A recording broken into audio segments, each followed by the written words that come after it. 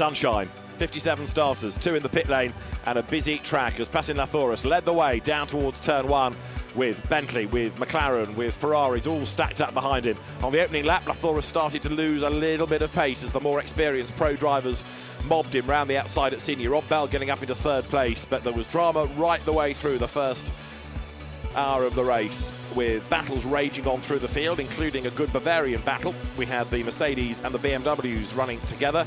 The class winning, as it turned out. Pro-Am Ferrari tagged into an early spin from which the car was able to recover, and Kessel Racing taking class honours. Not so good for Attempto Racing, as the Porsche in its 3rd race had an engine failure and a very spectacular fire. Hue full course yellow number 1 while the blaze was extinguished. The enterprising teams pitted under the full course yellow.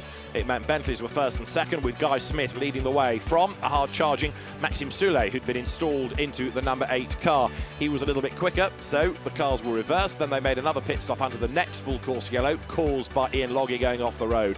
There was a spin as Stefano Costatini lost the Ombra Racing Lamborghini, and dramas for number 7 Bentley. Vincent Abril had been installed behind the wheel. He had this ABS drama at the end of the pit straight and had to do a slow in-lap. Concern for the M Sport team led by Malcolm Wilson. Combe-Ledegar had to take this shortcut to avoid an errant Ferrari, but he got back on track and then started to break away from the opposition. But up front it was all about Bentley as the aggressive number 2 Audi tapped the then Pro-Am leading Ferrari into a drama down at turn 5. That was the Scuderia Praha Ferrari that did battle on but lost further ground before the end of the race. A punctured tyre aboard 38, that meant that Raffaele Giannone had to limp round to the pit lane. Out on track, spinning BMWs getting in the way just ever so slightly of what was then the 4th placed McLaren. Combe-Ledegar doing the good middle stint. The sun began to set, making it spectacular for the photographers, but hard work for the drivers as they had to adjust to the differing conditions as the lights started to go. Sparks flew as cars ran over the curb coming out of Virage Dupont. Up over the timing line went the leaders, and this gave a drive-through penalty for the number 19 Lamborghini as a rather aggressive move was pulled on the inside by Michele Beretta. New tyres aboard the 50 Ferrari. Alessandro Pierguidi, the man behind the wheel, as he got set for a real charge to try to catch the race-leading number 8 Bentley. 19, which had been running in that leading group, had to serve the drive-through, but there was another penalty coming for one of the leading cars, and it was the number 8 Bentley. Before that, though, 44 Johnny Adam limped his way into the pit lane with suspension dramas. The 76 Porsche battled on, the French team on home soil. But Maxime Soulet, number 8 Bentley, had been deemed not to have slowed down quick enough at a full course yellow. For that, the car was investigated and it was given a drive-through penalty. It maintained the lead, but only just, the gap right down. Maxi Book never even got that far because the Mercedes had a gearbox issue and it stopped out by the side of the circuit.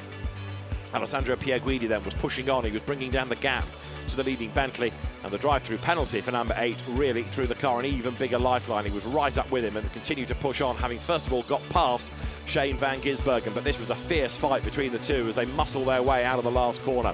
This was the battle for 2nd place.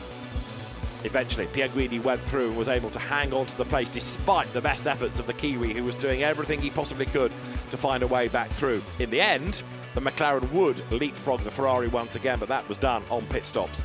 Steve Earle was forced in with a black and orange meatball flag with bits trailing off the back of the car. So, as 8 Bentley served its drive-through, much closer became the 50 Ferrari. The battle was on, and then it all changed around at the last pit stop. The Ferrari stayed out, the Bentley came in under a full course yellow and had this spectacular pit fire. At the other end of the pit lane, almost unnoticed, this car, the McLaren, came in to serve its final stop, and in doing so got the lead away from the AF Corsa Ferrari.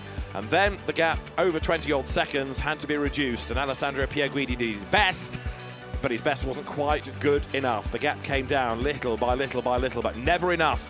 And so it meant that in the last few laps of the race, Shane van Gisbergen had an advantage, a modest advantage, but one nonetheless that he was able to hang on to right the way to the checkered flag. Under the fireworks here in the night sky at Le Castellet, race win for the Garage 59 McLaren. A win at Paul Ricard for Shane van Gisbergen, Combe-Ledegar and Rob Bell. From David Addison, John Watson and Dakota Jane in the pit lane, thanks for your company. Here, we'll see you at the end of July for the Blue Ribbon event, the Spa 24 Hours. That's going to be a cracker. Bye for now.